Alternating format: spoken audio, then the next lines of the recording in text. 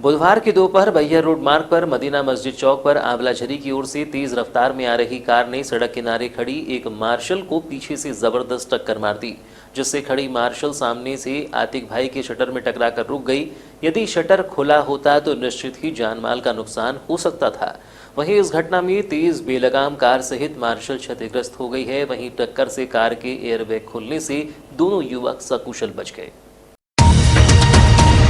घटना के बाद लोगों ने दौड़कर कार में सवार युवकों को बाहर निकाला और घटना की सूचना पुलिस को दी। चूंकि घटना के बाद लोगों का आक्रोश भी कार चालक को लेकर देखा गया, लेकिन जागरूक लोगों ने युवकों को सकुशल कर पुलिस को इसकी सूचना दी।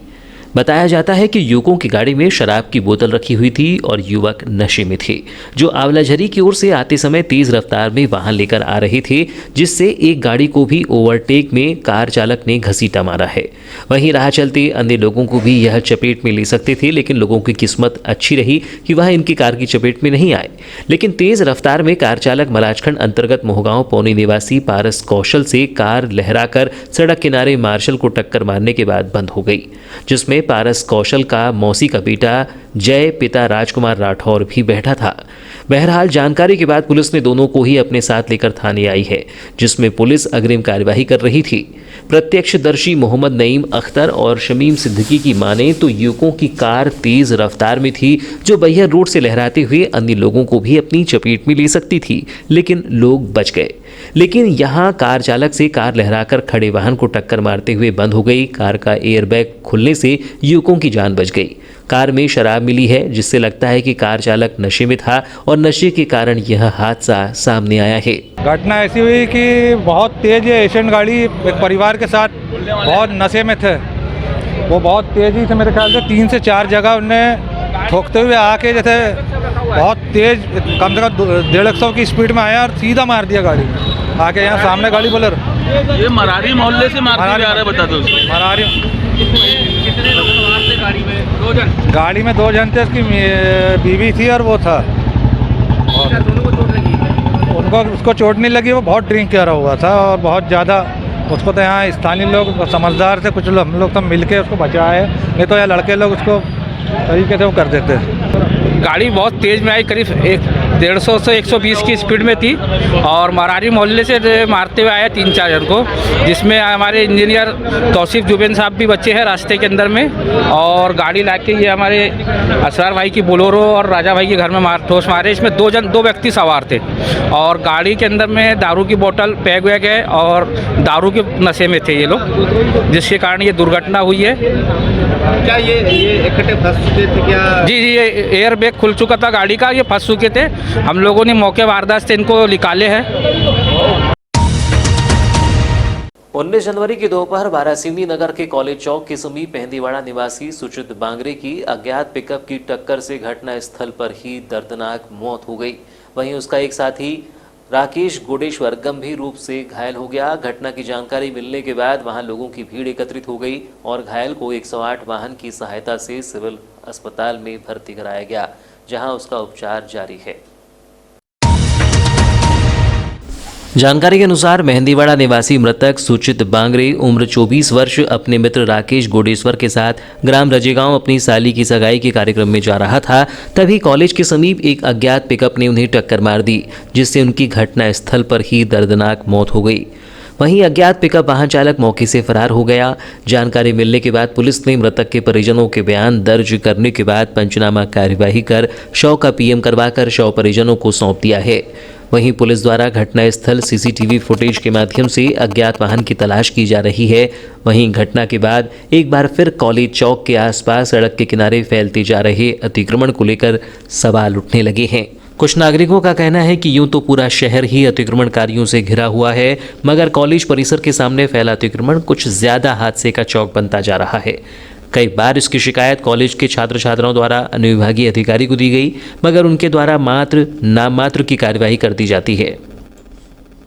वो सगाई के लिए रजेगांव जा रहा था। सामने से कोई पिकअप आया, उससे वो टकरा गया करके मालूम हुआ है। पिकअप का भी जानकारी नहीं है, लेकिन पिकअप भी टूटी है करके मालूम हुआ है। किसकी सगाई में जा रहा था? वो अपनी साली की सगाई में जा रहा था रजेगांव। कितने लोग थे गाड़ी में? दो लोग थे। 2-3 लोग थे, भी मुझे भी जानकारी नहीं है। मैं तो भाई की मौत हो गई? हाँ, भाई की मौत हो गई करके। क्या नाम है भाई का आपके? सुजीत भागड़े। सुजीत भागड़े। कितनी उम्र थी? बालाघाट नगरीय क्षेत्र की जनता को 24 घंटे शुद्ध पेयजल उपलब्ध कराने के लिए नगरीय प्रशासन ने 2016 में जलावर्धन योजना की शुरुआत की और 24 माह के अंदर 2018 में इस योजना को पूर्ण करने का लक्ष्य रखा गया, लेकिन 2021 बीतकर 2022 भी आ गया। बावजूद इसके यह जल आवर्धन योजना अब तक पूर्ण रूप से कंप्लीट नहीं हो पाई है। यहाँ वर्तमान समय में भी टेस्टिंग के कार्य के साथ ही नल कनेक्शन लगाने का कार्य किया जा रहा है।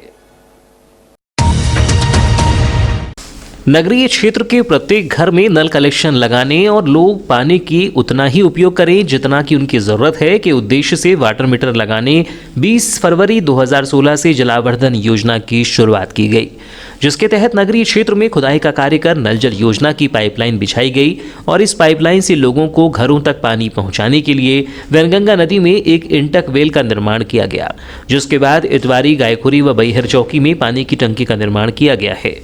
2018 में जलावर्धन योजना का कार्य पूर्ण न होने पर इस योजना का कार्य पूर्ण करने के लिए 6 माह का अतिरिक्त समय भी जिम्मेदारों को दिया गया था।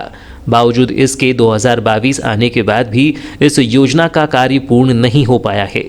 अब भी जहां टेस्टिंग का कार्य जारी है, वहीं नल कनेक्शन लगाने की कवायद की जा रही है। इतना ही नहीं, कई स्थानों पर खुदाई का कार्य ऐसे ही छोड़ दिया गया। जलावर्धन योजना के तहत नगरीय क्षेत्र में लोगों के घरों में कनेक्शन के लिए पाइपलाइन निकाली गई है, जो कनेक्शन पूर्ण न होने के कारण खुली हुई है।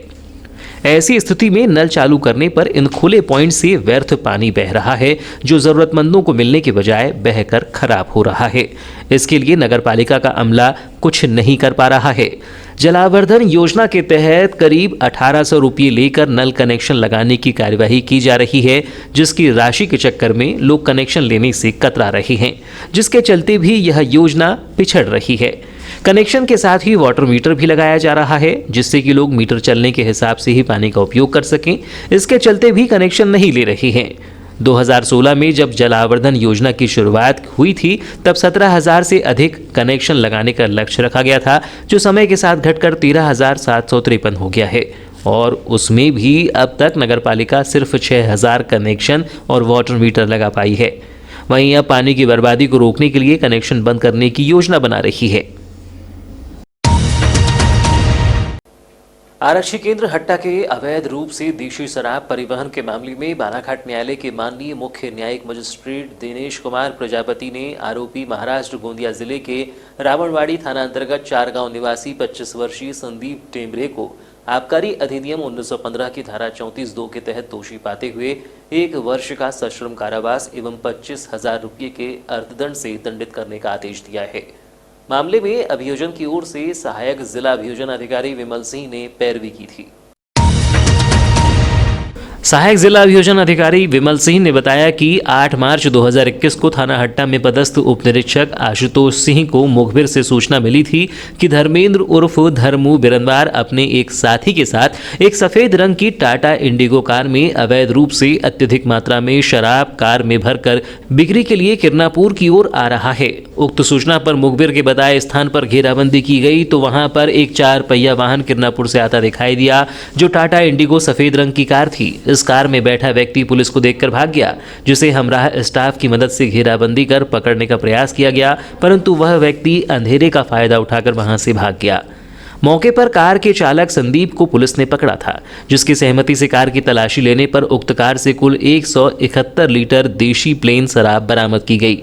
इस मामले में पुलिस ने कार को जब्त कर आरोपी के खिलाफ मामला दर्ज कर उसे गिरफ्तार किया था, जिसमें विवेचना उपरांत अवैध रूप से शराब के परिवहन में जब्त कार को राजसात करने के लिए जिला दंडाधिकारी बालाघाट को पत्र लिखा गया। इस मामले में विवेचना के दौरान पुलिस ने जब जब्त शुदा वाहन के संबंध में वाहन मालिक से पूछताछ की तो उसने बताया कि वाहन को आरोपी संदीप द्वारा चलाना बताया गया। आरोपी धर्मेंद्र के संबंध में तलाश किए जाने पर न मिलने पर फरारी पंचनामा तैयार किया गया, जिसके गिरफ्तारी पर इनाम भी घोषित किया गया था, जिसे बाद में गिरफ्तार कर उसके विरुद्ध थाना हट्टा में अपराध पंजीबद्ध किया गया। विवेचना के उपरांत पुलिस ने अभियोग पत्र न्यायालय में पेश किया। विचारण उपरांत माननीय न्यायालय ने आरोपी धर्मेंद्र बिरनवार को साक्ष्य के अभाव में 34(2) आबकारी अधिनियम में दोष मुक्त किया एवं आरोपी संदीप टेम्भरे को दोषी पाते हुए कारावास और अर्थदंड की सजा से दंडित करने का फैसला दिया है। जिला सहकारी केंद्रीय बैंक मर्यादित शाखा परसवाड़ा में बुधवार की शाम 6 बजे उस वक्त गहमा गहमी का माहौल देखने को मिला जब क्षेत्र के किसानों को पैसे न मिलने के कारण सुबह से लेकर शाम तक वे केवल इंतजार करते देखे गए। कुछ बुजुर्ग किसानों का तो सुबह के 10 बजे से बैंक के सम्मुख केवल इंतजार करते करते ही पूरा दिन बीत गया, परंतु उन्हें अपना पैसा नहीं मिला। किसानों की इस दयनीय दशा देखकर बैंक के करीब से ही गुजर रहे पूर्व जिला पंचायत सदस्य अशोक मंडलेकर ने बुजुर्ग किसानों को शीघ्र ही उनके धान उपार्जन का पैसा दिलाए जाने के लिए बैंक के अधिकारी कर्मचारियों के ऊपर जमकर बरसे और उन्हें हिदायत दी कि सबसे पहले बुजुर्ग किसानों को उनके धान उपार्जन का पैसा दिया जाना चाहिए। इस दौरान पूर्व जिला पंचायत सदस्य अशोक मंडलेकर ने कहा कि क्षेत्र के बुजुर्ग किसान सुबह से लेकर शाम तक ऐसे ही केवल इंतजार ही कर रहे हैं। वहीं किसान मजदूरों को उनके धान का पैसा तक बैंक के अधिकारी नहीं दिला पा रहे हैं। वहीं दूसरी तरफ किसानों को छोड़ अन्य व्यापारियों को पैसा दिया जा रहा है। उन्होंने कहा कि बैंक के अधिकारी कर्मचारियों को चाहिए कि बैंक में वे केवल उन किसानों को ही बुलाएं जिन्हें पैसा दिया जाना है। यह बैंक कर्मचारियों को सुनिश्चित करना चाहिए। यहाँ पर सुबह से लेकर शाम तक बुजुर्ग किसान परेशान हो रहे हैं। उनकी सुध लेने वाला भी कोई नहीं है। यहाँ बैंक के कर्मचारी को कोई फर्क ही नहीं पड़ रहा है। उनके द्वारा अन्य व्यापारियों को पैसे दिए जा रहे हैं। मैं 11 बजे करीब जनपद की ओर जा रहा था, तब भी देखा कि बैंक के सामने भीड़ है। महिलाएं हैं, बुजुर्ग महिलाएं हैं, बुजुर्ग पुरुष हैं, खड़े हैं। और शाम को 5:45 बजे वापस आया बाजार की तरफ से जनपद और तहसील कार्यालय से मिलकर सब अधिकारियों से चर्चा करके देखा वो महिलाएं 10 बजे से वहीं खड़ी हैं। तो शाम को अधिकारी से मैंने बात किया कि भाई मजदूरों का पेमेंट तो तुम करते नहीं हो, जहाँ का पेमेंट है लेबर पेमेंट। अब यहाँ किसानों ने अपना धान दिए हैं तो धान का पेमेंट तुम सही समय पे नहीं कर पा रहे हो। जो लिस्ट है उस लिस्ट को एक दिन पहले आप टांग दो और उन्हीं लोगों को बुलाओ जिनका धान का पेमेंट आने वाला है, और सुबह से शाम तक आप बैठा के रखते हो। तो वो जिम्मेदारी उनको तय करनी चाहिए और सही समय पे लोगों के धान के पेमेंट होना चाहिए।